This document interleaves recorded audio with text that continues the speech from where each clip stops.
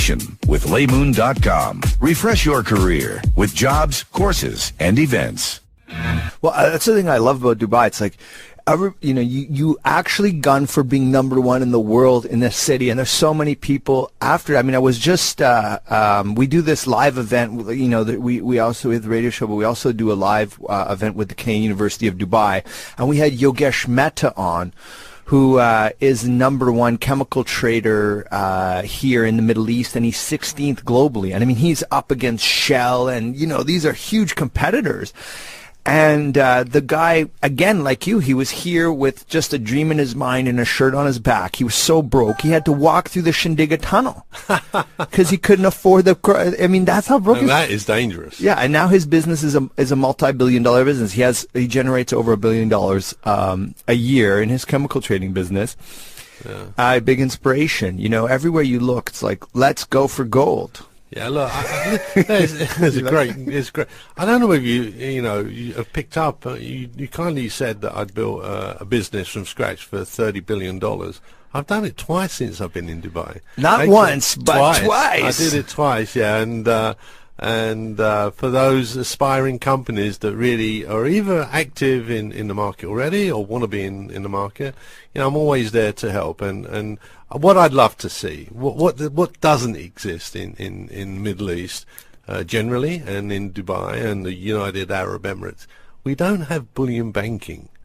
We don't have it. We have a massive physical gold market, but if you want to go and open a gold bank account, where do you go?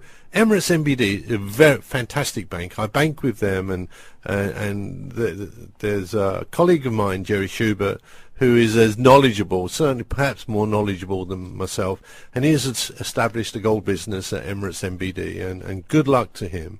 Apart from Emirates MBD, I don't know of any bank in this part of the world that really could be called a bullion bank. Now, if we have a $70 billion business in Dubai without bullion banking, how big could it be if we had banks providing bullion products and services to the client base?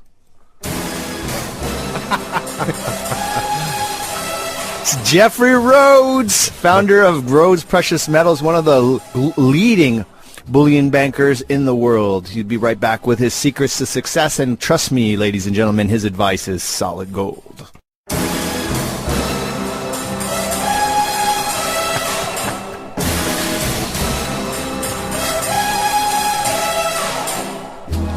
Welcome back to Eye on Careers. We are here with one of the number one gold bullion bankers in the world, Jeffrey Rhodes. He's the man. He's the founder of Rhodes Precious Metals, and he is the man when it comes to gold. Jeffrey, welcome to Eye on Careers. Welcome back. Thank you, sir. So this is really an amazing story. I mean, it starts from humble beginnings. You're in London. You just to recap for those just joining us, one of the toughest neighborhoods in London. Where basically organized crime was spawned, and you go through high school, sharp, bright spark, but didn't go to university. End up jumping into the working market, fall into a trading desk. And it's just, you hit stride. You just take to it. And at which point do you say, okay, I'm coming to the Middle East to build this huge business up? Well, serendipity struck once again. As I say, it's not true to say that I fell into a trading desk, because I did get the flavour in my first job in foreign exchange. I really did enjoy that. But as far as coming here, I joined Standard Bank in London, which was a South African bank. And I was talking to them for about a year before I joined them. But the thing that I really liked about that sparked my imagination was the fact that there wasn't a South African bank involved really in the gold business. And back in 1995, when I joined them, South Africa was far and away the largest gold producer in the world, something around 700 tons. And I thought, this is just a great thing to do. So I joined them to help set up their precious metals business in London.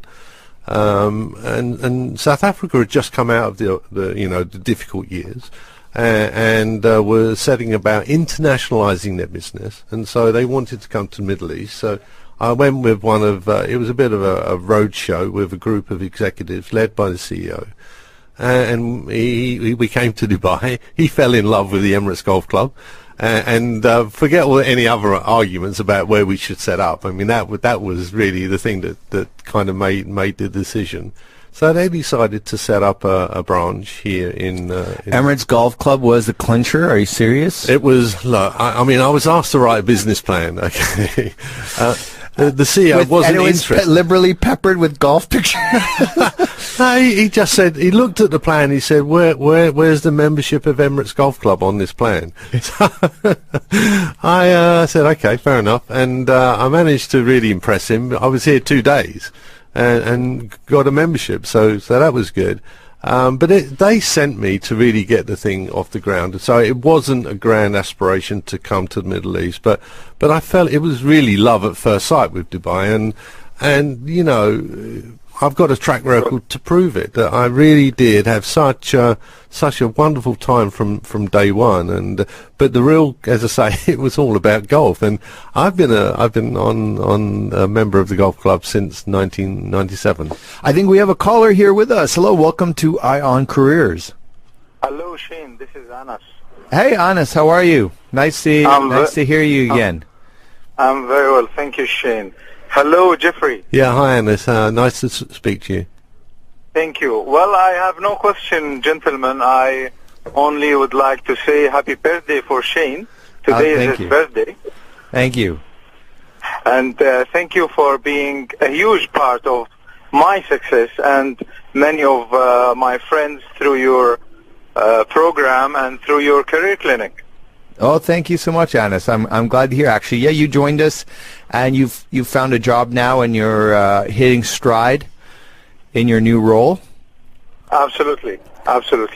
Well, that's great. Well, thank you so much, and it's great to hear from you. Thanks a lot. I guess I'll see you on January 14th when Colin McLaughlin, Executive Vice Chairman of Dubai Duty Free, will be talking at the Canadian University of Dubai January 14th, which is the second Tuesday in January, from 7 p.m. to 9 p.m. in the Red Theatre, Canadian University of Dubai. It's one event you guys don't want to miss. And I'll also be doing a 30-minute presentation on how to negotiate your salary, which most people don't have a clue how to do. So I figure you may want to tune in for that as well. Of course, it will be obviously eclipsed by the world's greatest Dubai duty-free shop story. But so, Anas, I guess I'll see you there, right? Absolutely. Looking forward to it. Thank you so much, Shane. Okay, thanks, Anas. I'll see you soon. Bye now. And Shane, I kind of to add to that, I think the show is inspirational actually, and I'm an avid listener. No way, come on. I just kind of just saying that. I'm just not at all. Look, it's Thursday night, okay. We've all got lots to do, but this really was top priority for me, and you know, when we started talking about the possibility of myself coming on to spend a bit of time with you, I mean, it was instant. It was just so.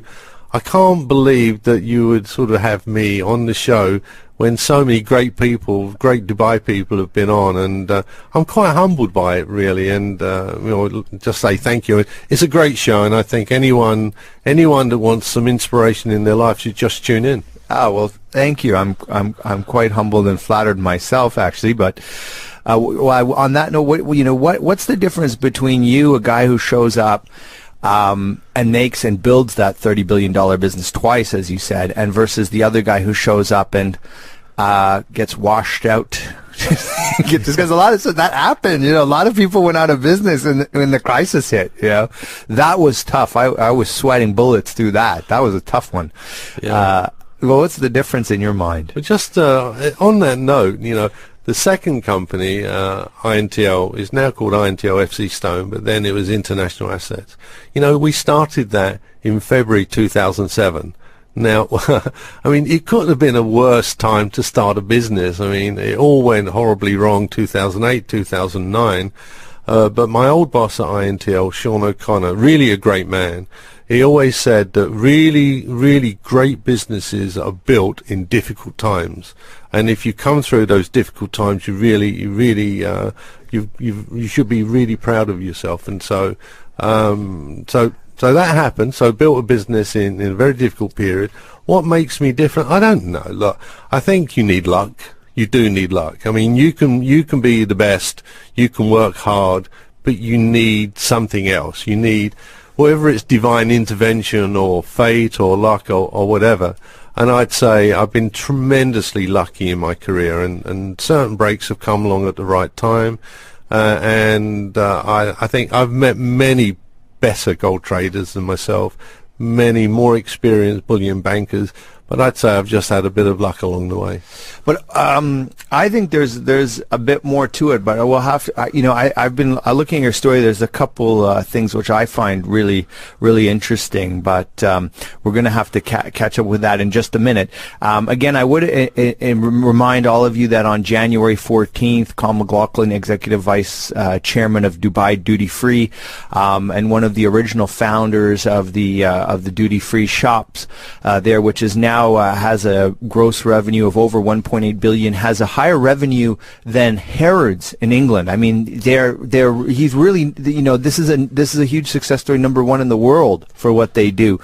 January 14th from 7 p.m. to 9 p.m. at the Canadian University of Dubai. It's absolutely free. Okay, so normally you would have to pay a huge amount to hear someone like this talk about your success.